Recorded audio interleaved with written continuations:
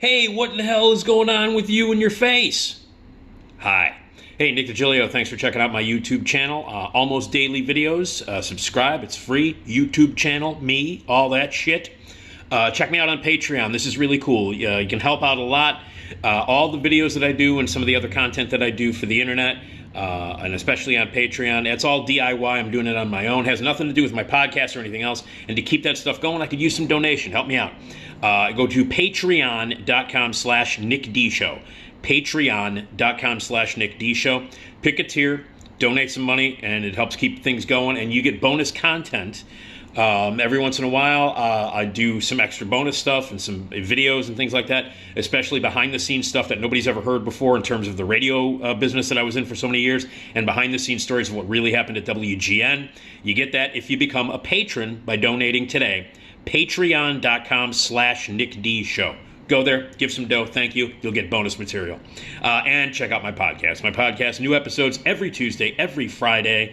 It is a pop culture podcast. Lots of great, cool guests and authors, actresses, singers, writers, critics, all that stuff. We do movie reviews, TV reviews. We talk about stage and music and film. I visit with my buddy Esmeralda Leon every episode. A lot of the old features and a lot of the old guests and a lot of the great stuff that we used to do on my overnight show on WGN has been brought back to the Nick D podcast on the Radio Misfits Podcast Network. Only no asshole, idiot, clueless management to tell me what to say, when to say it, and what to do, and no censor, so I can say whatever the fuck I want. So, the Nick D Podcast, go to radiomisfits.com now and subscribe. Okay, go to the movies every weekend, and I review movies here on the YouTube channel and here on the Patreon channel, and extra movie reviews too, if you become a patron, and also on my podcast. And I saw 3 movies over the weekend. Went Thursday night, Friday night, and Saturday night to movies. It is now Sunday, and I'm giving you my my quick reviews of a pretty solid weekend. 2 out of 3 ain't bad. But the thing is, the 2 out of the 3 were really good. Like, really good. Let me start with the one I saw on Thursday night. It's not the good one. In fact, it's not worth seeing. The first movie I saw Thursday night is Umma. Umma is a new film from a Korean filmmaker. She's making her film debut, her feature debut here. She did shorts and a couple of other things, television. Her name is Iris Shim, Iris K. Shim, and it stars Sandra Oh, who obviously is a terrific actress, been around for years. People know her from Grey's Anatomy. I love her in everything that she does. I think she's great, and especially Sideways. How can you not love her in Sideways? Anyway, she's in it, and she plays a woman who, at the beginning of the movie, is living in total isolation with her daughter, played by newcomer Fievel Stewart. And they live basically in the middle of nowhere.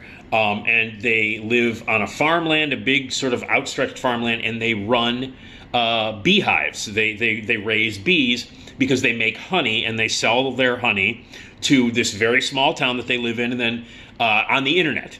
Thanks to Dermot Mulroney, McDermott, Mulroney, Dylan McDermott, McDermott, McFight, McFool. Dermot Mulroney helps them out. Now, they have no electricity at their house, and that's not explained at the beginning. No electricity, no Wi-Fi, nothing. They don't have phones. They don't have TVs. There's nothing. Everything is either candlelit or gaslit or with lanterns and things like that. And it's not explained until flashbacks, where you realize that Sandra Oh's character may or may not have like an aversion to electricity. It may cause her to get sick. So this young girl who's 16 years old, her daughter, has never lived anywhere but this old farmhouse in the middle of nowhere, has no friends, nothing.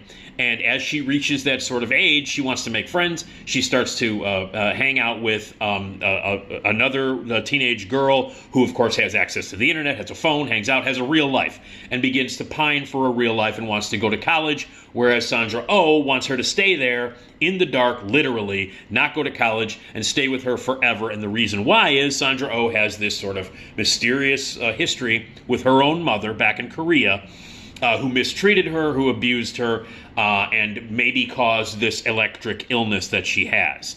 Then a relative, a distant relative, an uncle, shows up from Korea with her Sandra Oh's estranged mother's remains, like her ashes, and some of the things that her things that she had owned. And so this brings back all these horrible memories.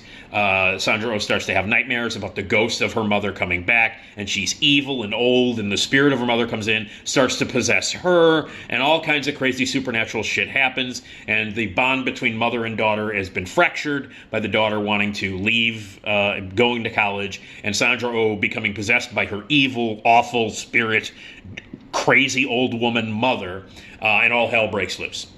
Okay. There's some interesting things in this movie. Sandra Oh is clearly, she's executive producer of this movie, and so is Sam Raimi. It comes from his production company. And there are some interesting things in it. Thematically, it's got some great elements about the sins of the mother and the complicated relationships between mothers and daughters, and how one has their relationship, even if their mother is very, very cruel, and not good, and just, really a terrible relationship with your mother, and how you deal with that. So the movie is about that at its core, and there's some interesting ideas in there, but it's a mess. It's a total mess. And I have no doubt in my mind, this movie has studio interference written all over it.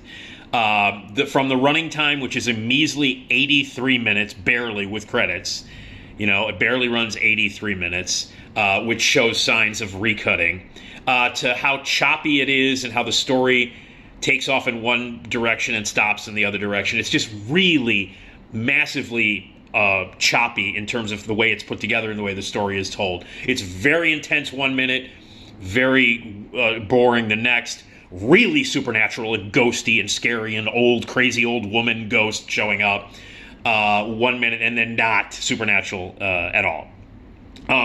I think that someone came in and cut the shit out of the original version of this movie, cut it down to 83 minutes, and they just threw it out to theaters to get it streaming and to VOD as quickly as possible. So Sam Raimi's production company kind of disowned it. The ad campaign has been terrible or barely existent. And it just seems to me, this is the hunch I have, is that there is a 2-hour version of this movie that's out there somewhere, like the director's actual vision of this movie, that runs at least a half an hour longer than the current version, and is probably much better, much more interesting, and much scarier. This is a mess. And again, studio interference, my theory is somebody came in and said, all right, this movie cannot run 2 hours and 5 minutes. You got to cut it out. The director didn't want to do it. The studio sent in some asshole, no-talent idiot with a pair of scissors and cut the shit out of the movie. And what's left is this 83-minute mess, which I think is unfortunate, because there's a lot of great ideas in it and a couple of really cool moments. And Sandra Oh is very good in it. And Dylan McDermott, McMoney is good in it as well.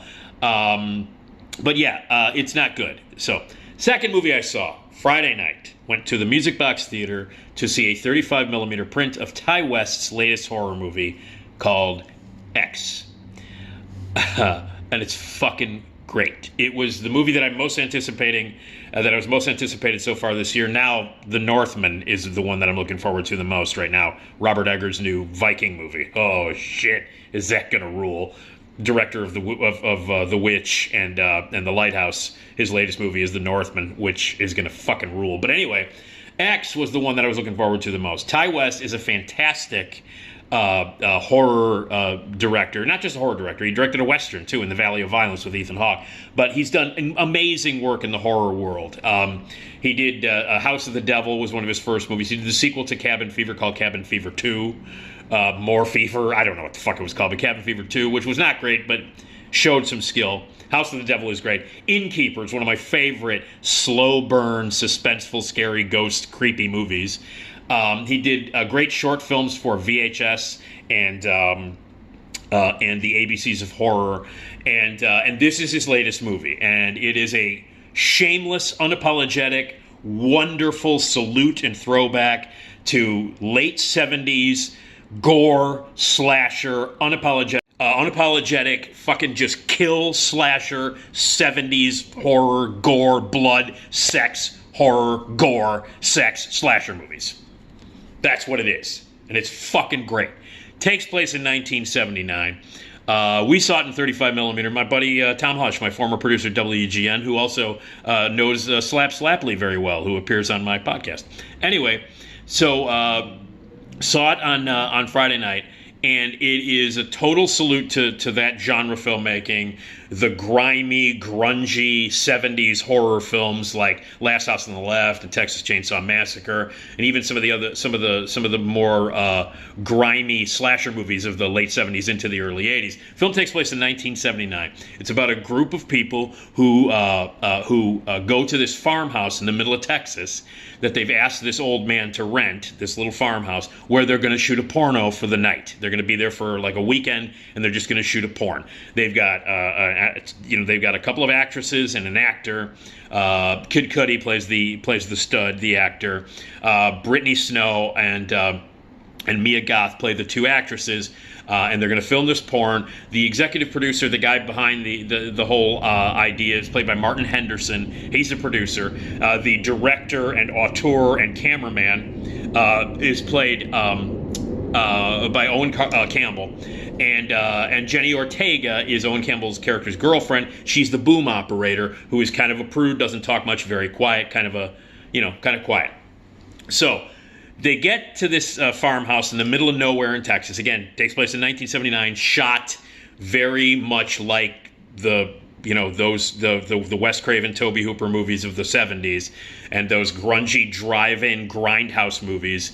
This movie really actually has more grindhouse plausibility to it than the Robert Rodriguez and Quentin Tarantino movie did from like 12 years ago or whatever. This movie actually does what those movies kind of didn't succeed at doing. This does times 10 better. So anyway, they go there to shoot their porn, and there's an crazy old dude that owns the place, comes, meets him with a shotgun, and then says, "What are you doing here?" And then realizes, "Hey, I paid you money. We're going to shoot a porn. We're going to stay here for the weekend." They don't know they're going to shoot a porn. So they give the old man money, and they go there and they start shooting their porno, and they start to be aware that there's some weird shit going on with this really old, creepy, scary old lady and old man who live in the house, the other side of this field in the farmhouse. And while they're shooting their porn, shit hits the fan. Now, I'm not going to give anything away. There are incredible quality kills in this. It is a total loving tribute to down, almost X-rated grindhouse gore, fucking blood, murder, horror movies of the late 70s. It's a love letter to that. And if you like those movies, which I do, this is a fucking complete love letter to it. There are incredible quality kills. The acting is terrific. The entire cast is great. There's a lot of humor to it, but there's also a lot going on here besides just the kills, which are awesome and bloody and gory and fucking awesome, and the sex, which is hot and sexy and X-rated almost, and the feel of the movie, which transports you back to the grindhouse movies, low down, grimy, awesome, fucking gory horror movies of the 70s. There's more to it than that. There's a lot going on here. This movie is about getting old, and much more interesting than that stupid fucking piece of shit that M. Night Shyamalan Ding Dong made last year called Old. Again, hey, here's a shocking thing. M. Night Shyamalan couldn't make a good movie that somebody else could about a topic. His movie Old, a typical worthless piece of shit from M. Night Shyamalan. And this movie takes the themes of that movie, Old, and makes them not only interesting, thought-provoking, and deep, but also gory, funny, bloody, sexy, awesome. Take that, Shyamalan Ding Dong. God, does he suck. Anyway, but the movie is really about the terror of getting old and what happens when you get old. Ty West, when he made this movie, had just turned 40. And this is, as far as I'm concerned, this is like his midlife crisis movie. Like, he's made this movie, like, oh shit, I'm 40. Everybody, when they turn 40, it's kind of a landmark age, and you start to think about, how old you are. I'm 56. I turned 40 a long time ago, so that's done with. But it was a big turning point. You think, oh my God, I'm middle-aged now. And this is his movie about midlife crisis. This is his middle-aged midlife crisis movie, and it's fucking awesome. So it is about getting old. At its core, it's about the terror of getting old, losing, what you once had when you were old, and what you do when that happens, which includes fucking murder, blood, gore, everything. The setups are great. The suspense is great. Ty West is the slow burn king. You know, his movies are really suspenseful, slow burn. This one has that element, but it pays off in spades. This is a movie that delivers the gore, it delivers the sex, it delivers the violence, it delivers all of the shit that you want in a grimy grindhouse horror movie. This movie delivers in all its near X-rated sex and near X-rated gore glory in every fucking way possible. This delivers. If you're a horror movie fan, you can't afford to miss it. Ty West continues to be one of the best directors in the horror genre, of all time. A24, the studio that presented this movie, continues to bring out some of the best horror movies and most interesting and crazy risk-taking movies. A24 currently the best studio releasing movies right now. A24, the best studio releasing movies right now. And the cast, I want to quickly go through how great they are. Jenny Ortega, who was just in the shitty Scream movie, fantastic in this movie as the shy boom operator. Brittany Snow, haven't seen Brittany Snow in a long time, and she's hilarious in this movie and great and sexy. She plays like the porn starlet with the most experience. She's great and funny as hell in it. Kid Cudi, the rapper, plays like the big stud who fucks all the women in the movie and stuff. He's great and funny and great in it. Martin Henderson, who is the executive producer with the cowboy hat, he's totally doing Matthew McConaughey. I don't give a shit what anybody says. His performance is Matthew. The eyes are going to pop right out of their head when they see that, all right. He's doing Matthew McConaughey, which, of course, is a tribute to the fact that Matthew McConaughey starred in one of the Texas Chainsaw movies, of which this movie is clearly inspired by.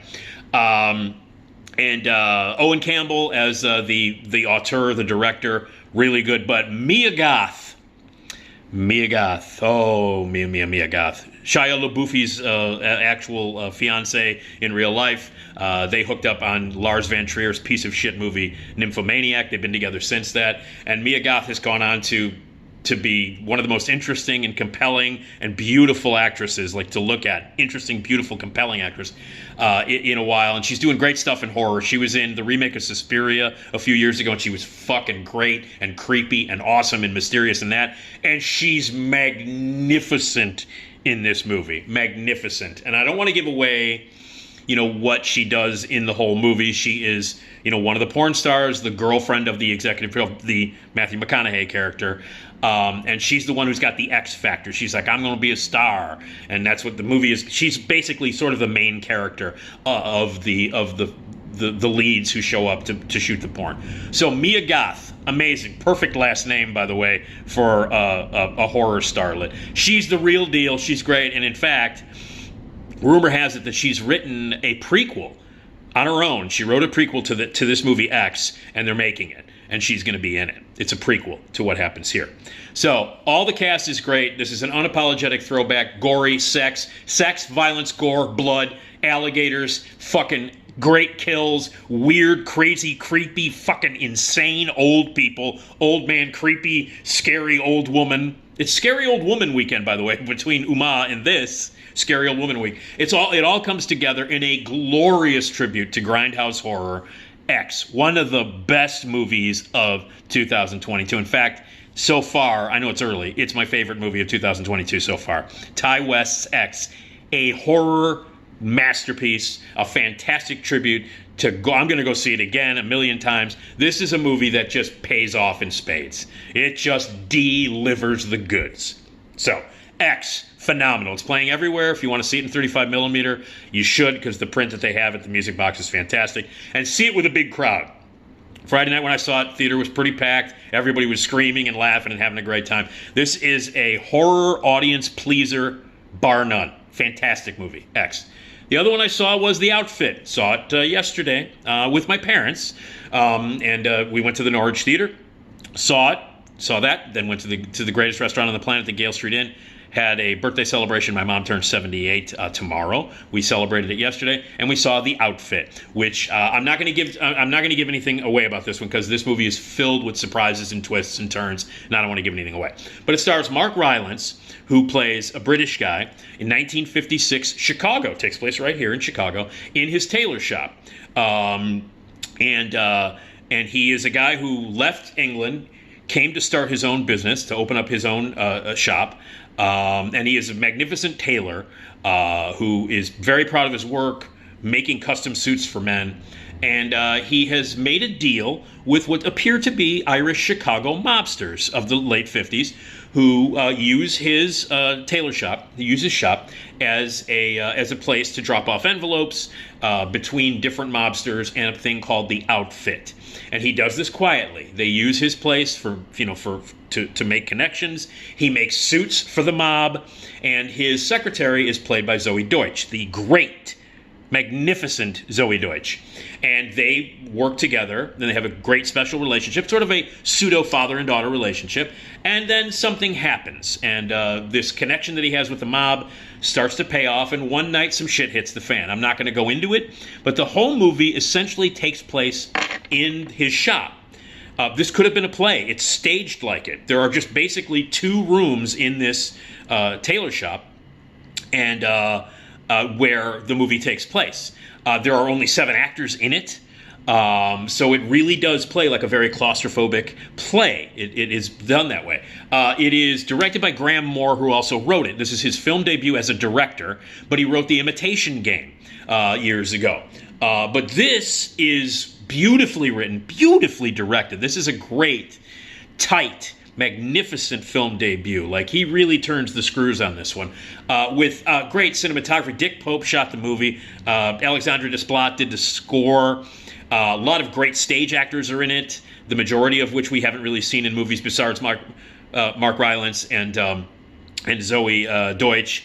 You've got like Johnny Flynn, Dylan O'Brien, Simon Russell Beale. These are actors who are mostly have done stage work or worked in Britain, and so they bring a lot of intensity and a lot of actor quality to the film. So you never know what's going to happen.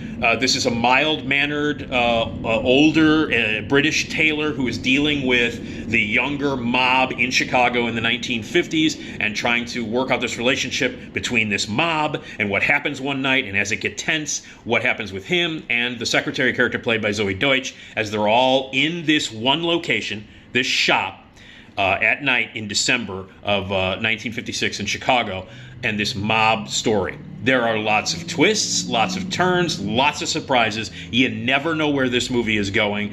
It is really brilliantly acted. I mean, Mark Rylance, please. Zoe Deutsch, I mean, come on. And every other actor in this movie is fantastic.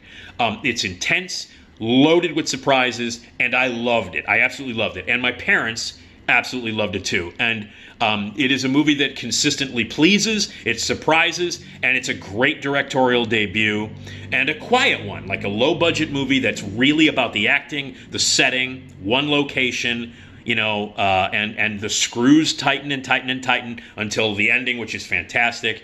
It's a great movie. So, The Outfit, a really wonderful, twisty mystery thriller, about this old English tailor in the mob. And then you've got X, which is this fantastic tribute to grindhouse sex and gore and violence and horror, which is great. My favorite film so far of 2022. And Umma, which is this interesting movie about the death of a woman's mother and the ghost that haunts her. And again, like I said, there is a good version of that movie somewhere out there, the director's cut. Like I said, I think the studio came in, chopped the shit out of that movie. So I do not recommend Umma. I will be interested to see if there is a longer version that the director really wanted to release, and I will definitely watch that. But the other two, highly recommended. Especially, I mean, X is not a movie that I would recommend for everybody, but The Outfit is. Outfit, great, surprising, twisty thriller, and X, one of the best movies I've seen all year. Gore, sex, love it. So there you go. It was overall a really solid weekend at the movies. I will see more movies coming up soon. The Oscars are a week from tonight. So I will cut a video with my predictions, and then I will cut a video with what happens after that. But in between, I'll do more too. Thank you for checking out my YouTube channel. Enjoy the veal, and yeah.